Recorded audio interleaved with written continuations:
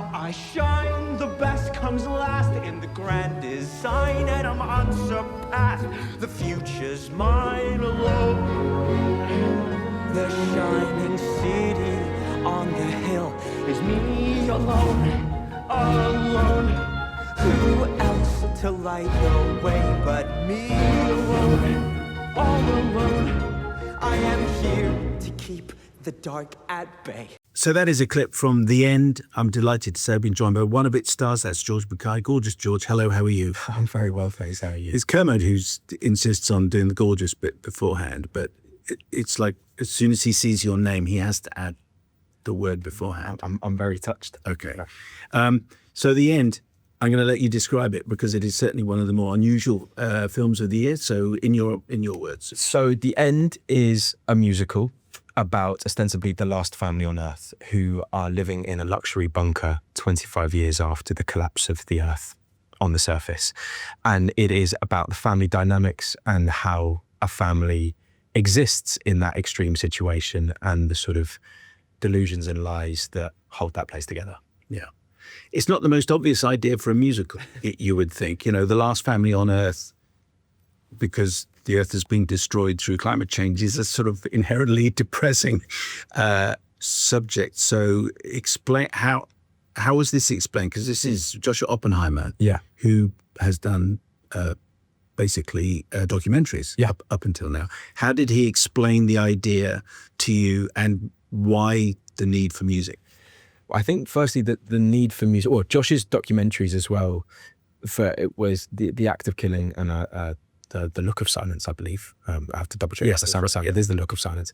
And the act of killing particularly is rather an extraordinary documentary and sort of quite bizarre in a way that it's the lead protagonist in that is a man who perpetrated this genocide in Indonesia, and then Josh basically made a documentary about him and his fellows making a film of everything that they did in the genocide. And over the course of making that film, they suddenly start to look at what they've done. And so Josh is kind of, his specialist subject is kind of denial, really, in his documentaries and the ramifications of it. And so he chose to make this a musical because for him, he feels musicals so often are inherently delusional.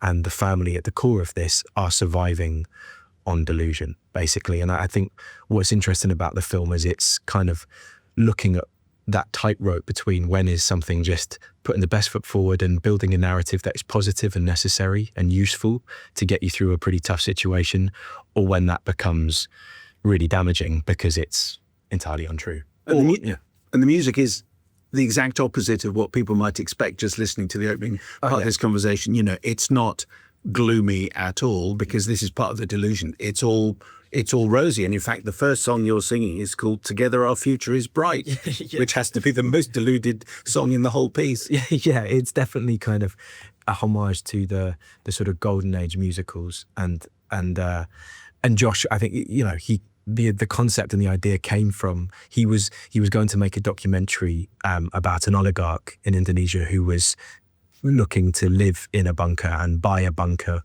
to move his family into.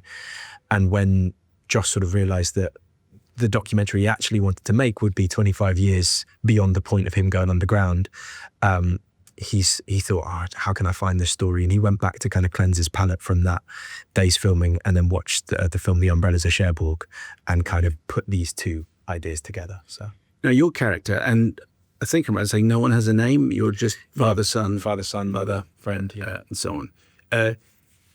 He has nothing of life on the surface. No, he was born in the bunker. So all his relationships and sort of socialization has come from the situation that he's born into.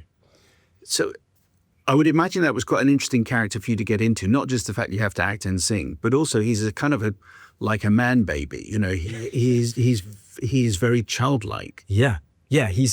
I mean, I'm fascinated, like in general, but especially with work, with this idea of nature versus nurture. And like you or I, born in another time, in another country, to keeping other friends, like, would we still be us? How much of who we are and what happens to us is defined by the context that we're in and how much is innately Simon or innately George.